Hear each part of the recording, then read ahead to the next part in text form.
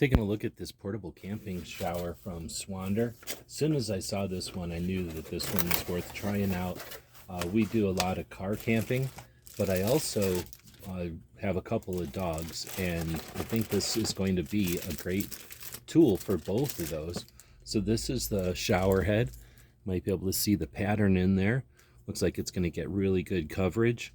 Lightweight, durable. This is the pump part.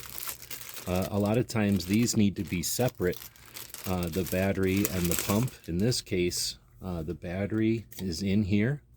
You charge this with USB, and then the hoses, I'm guessing, are underneath here. The hose connects to the shower, and then it'll connect to the pump, and now you'll just put this pump into a bucket of water or a water source, and now you've got a nice distance of cable or of a hose. Looks like there's some other clip here to hold the shower head. And what's also nice is how compact this is to keep with us in the vehicle, and then be able to use that for the dogs.